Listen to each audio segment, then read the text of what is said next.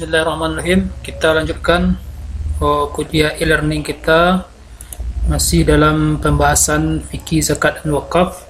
Materi kita kali ini adalah zakat saham, zakat obligasi dan zakat profesi. Secara umum memang tidak ada ketentuan di dalam fikih yang membicarakan secara tegas.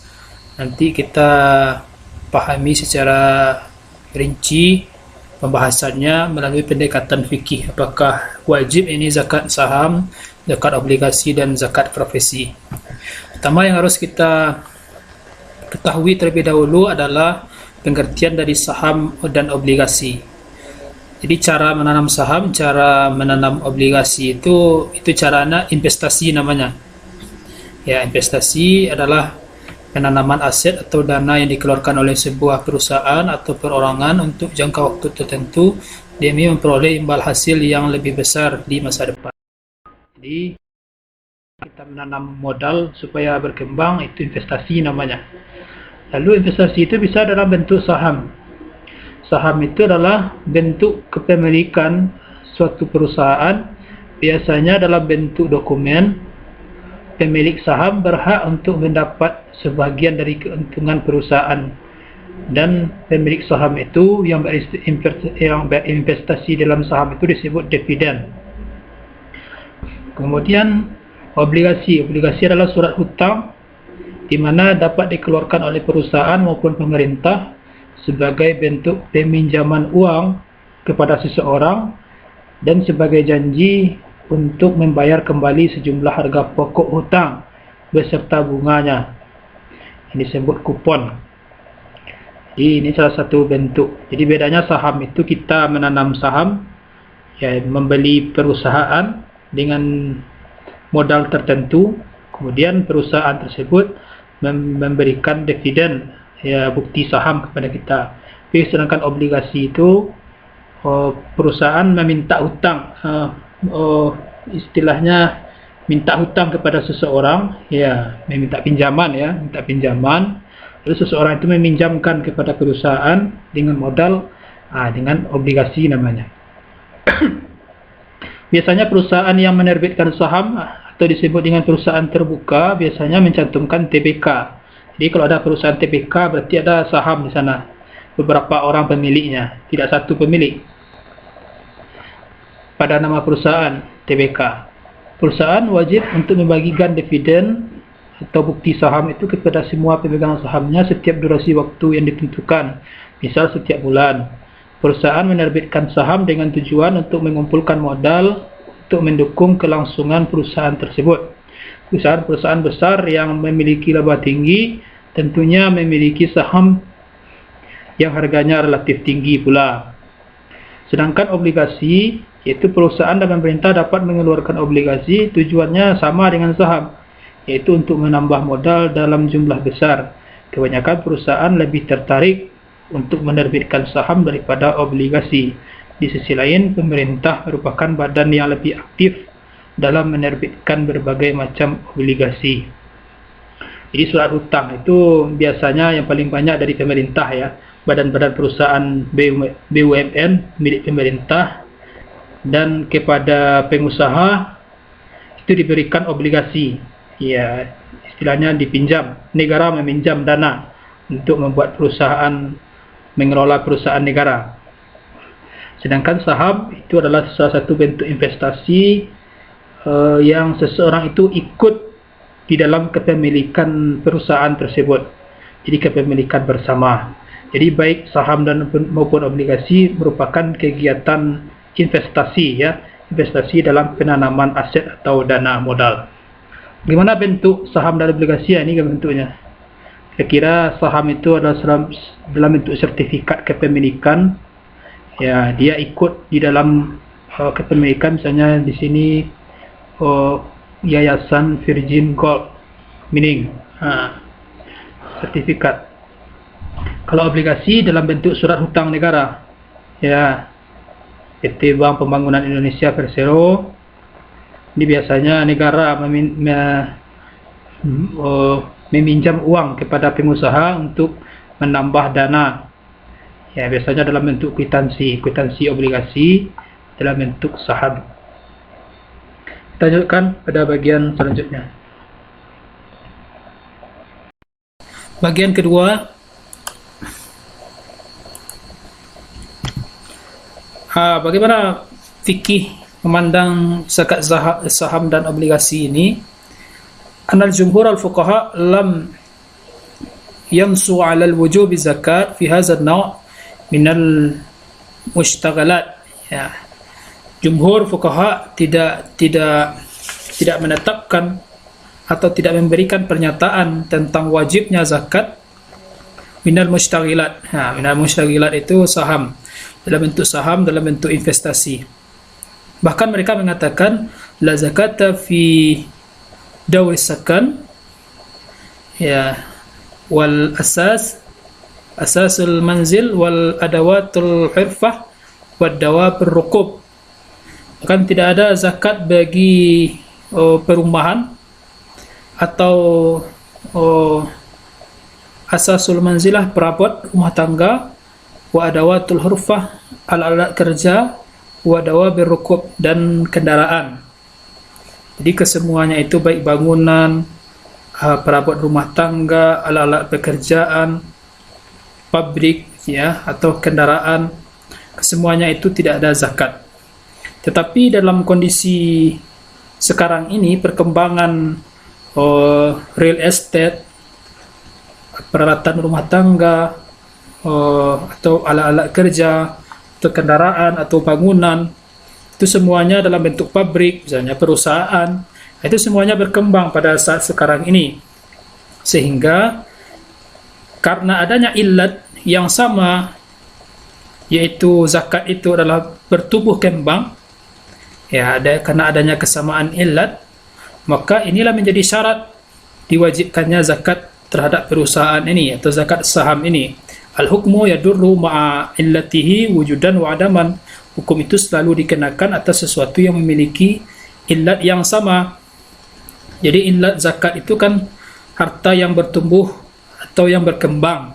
Jadi kalau perusahaan atau sebagai macam jenisnya itu, misalnya perusahaan kendaraan, perusahaan alat rumah tangga, atau sewa gedung, ya, perhotelan contohnya, itu semuanya berkembang, ya, berkembang. Jadi illatnya sama, zakat itu berkembang, maka wajib pula lah zakat disyariatkan terhadap saham ini atau investasi saham itu.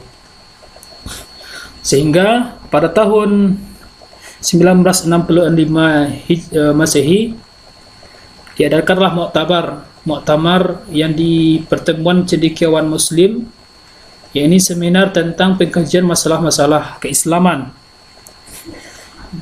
Apa yang diputuskan di sana? Annal amwalul namiyah tullati lam yarud nassa wala ra'yil fiqhi bi ijabiz zakati fiha hukmul kallati, yaitu harta kekayaan yang bertumbuh kembang yang tidak ada nas dan ketentuannya di dalam fikih, yang maka wajib dikeluarkan zakatnya dalam bentuk sebagai berikut. Apa dalam bentuk sebagai berikutnya?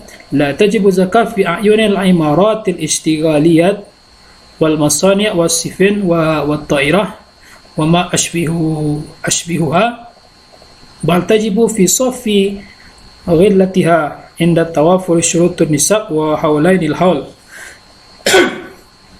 Harta kekayaan dalam bentuk bangunan, perusahaan, pabrik, kapal laut, pesawat terbang, atau perusahaan-perusahaan yang lainnya tidak wajib dikeluarkan zakatnya yang diambil pada benda-benda tersebut, ya, yang diambil dari bagian-bagian benda itu.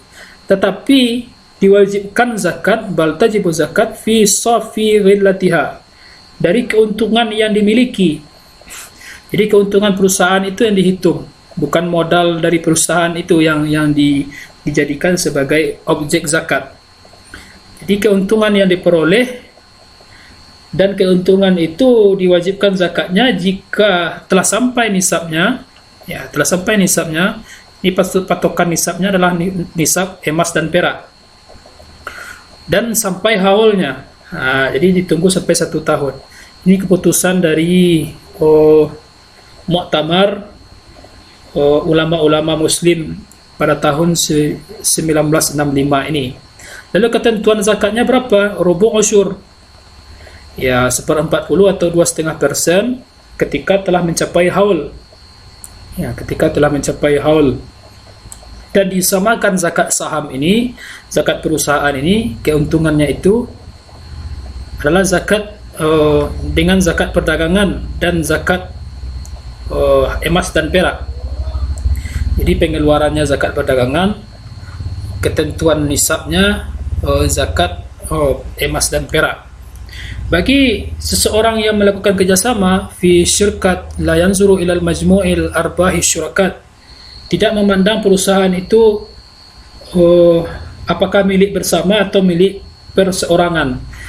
Kalau dia milik bersama, maka keuntungannya itu dibagi satu persatu, dan satu persatu orang yang mengikuti, yang ikut di dalam saham itu, dialah yang wajib membayarkan zakat masing-masing. Jadi misalnya satu perusahaan itu dimiliki oleh 5 orang. 5 orang itu semuanya Islam. Maka dapat keuntungan satu perusahaan itu misalnya 100 juta. Ya, 100 juta. Maka dibagi keuntungan itu per orang.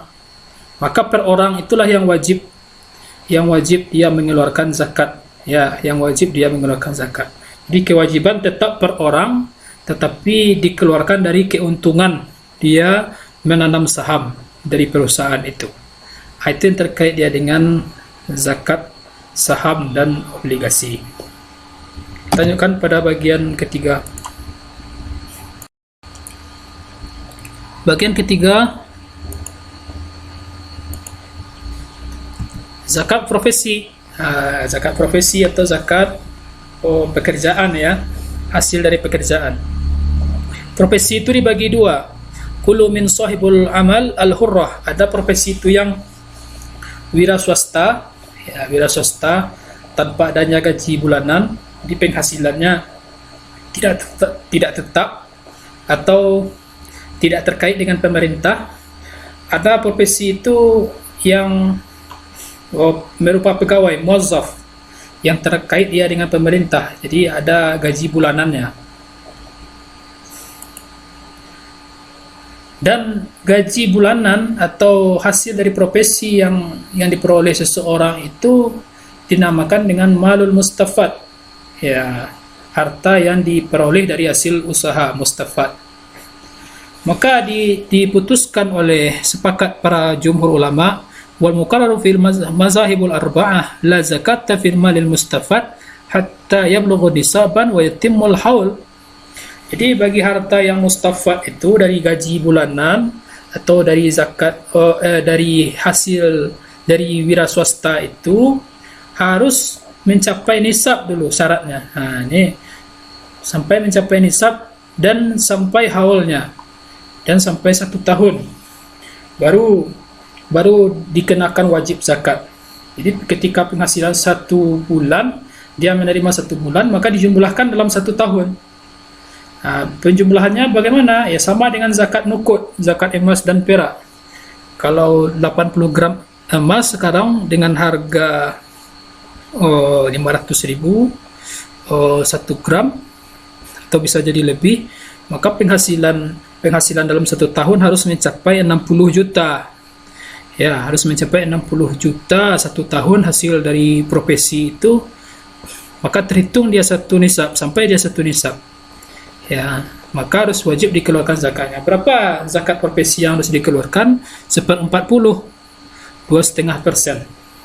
Bahkan mazhab Syafi'i menyampaikan wa yuzakki fi ra'yi ghairi Syafi'iyah, ya, selain Syafi'iyah, malul murkhil kulluhu walau min akhiri lahzatan qabla intahal haul ba'da tawaffur aslu nisabun. Meskipun seseorang itu belum mencukupi 1 tahun, tetapi hasil dari pendapatan profesinya itu sudah lebih dari 1 nisab, maka ketika itu dia wajib. Ya, jadi tidak perlu, tadi kan syaratnya 2, ya, sampai nisab dan sampai haul.